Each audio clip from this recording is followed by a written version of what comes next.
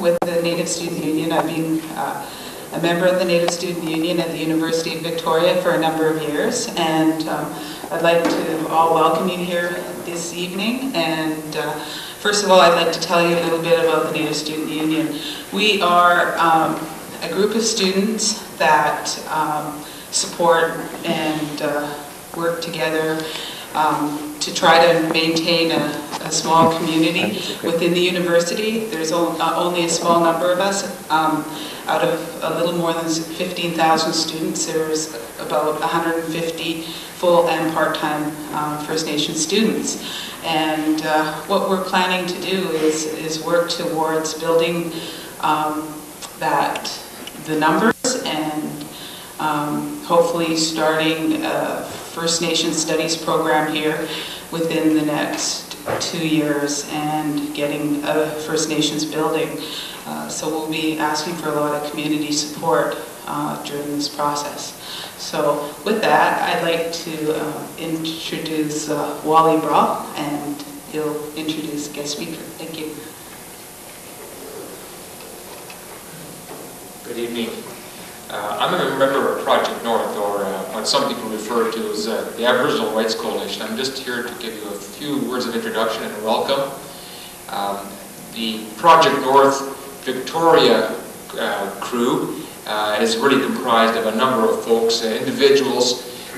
Project North, for those of you who do not know, is supported at least in part by a wide variety of church organizations, but its real support is the membership that rolls up its sleeves and works hard at these issues. We have a rather ambitious, at times, program of advocacy and public education, and tonight is one of the public education events that we have had planned.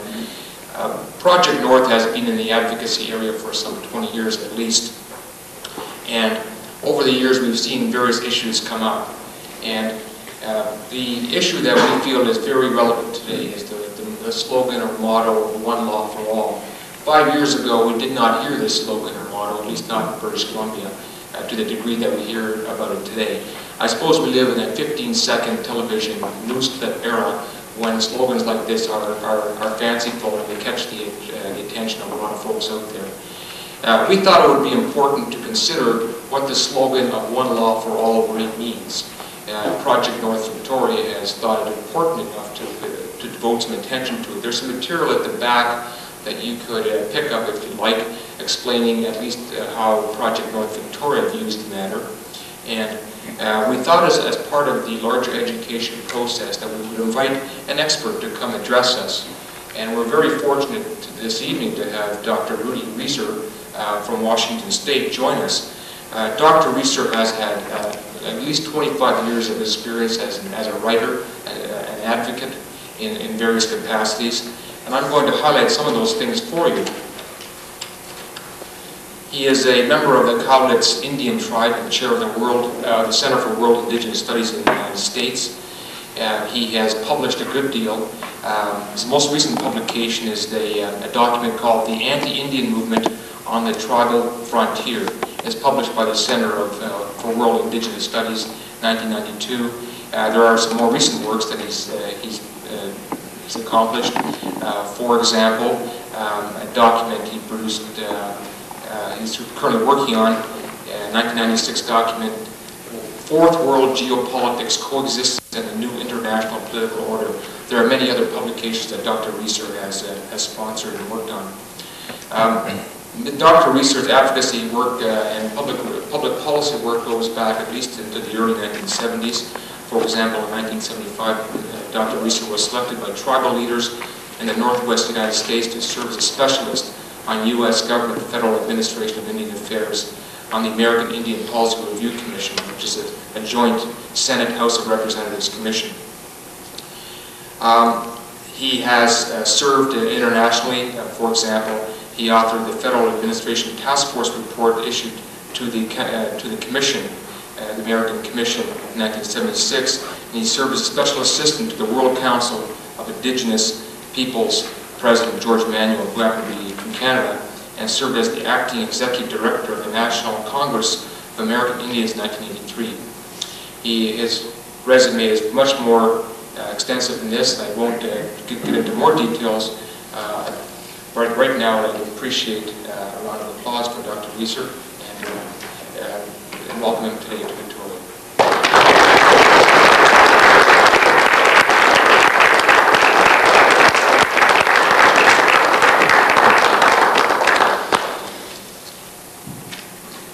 I'm told that I have about an hour for my presentation, so I will try to do it in less than an hour, but I won't talk really fast.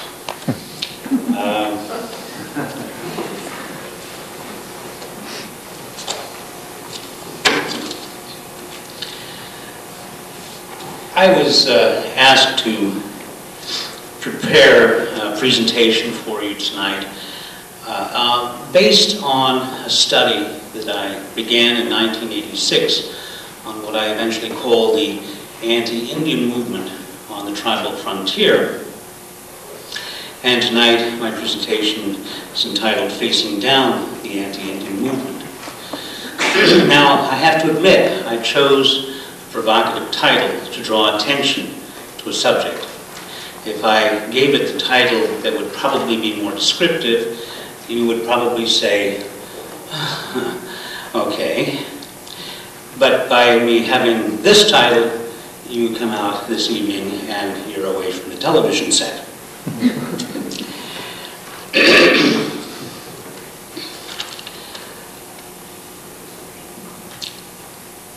I want to draw your attention to a couple of quick facts that I picked up in the newspaper, as you could easily do, and probably had you looked at the same papers, you would have seen the same things. Last week, in a newspaper in the Tribune published in Mexico, there was an article about the Food and Agriculture Organization, which is an agency of the United Nations that keeps tabs on the world's food supply. And they had issued a report which will be presented to a meeting in June in Geneva. And it contained what I thought were some rather interesting observations. One of those observations was that since the beginning of the 20th century, 9,000 varieties of rice have disappeared in China.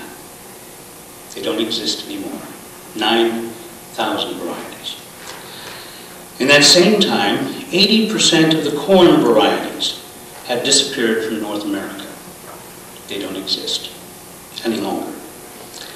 Only a few potato varieties remain available as food for the North American market. A very high percentage of the fish stocks in the ocean are either depleted or now non-existent. Most of the world's food seed banks, established after World War II, are underfunded or completely inoperable. I draw your attention to those because I'm going to come back to them at the end of my presentation. Now, I have a few other facts I would draw to your attention because they were in a couple of other sources. One is a paper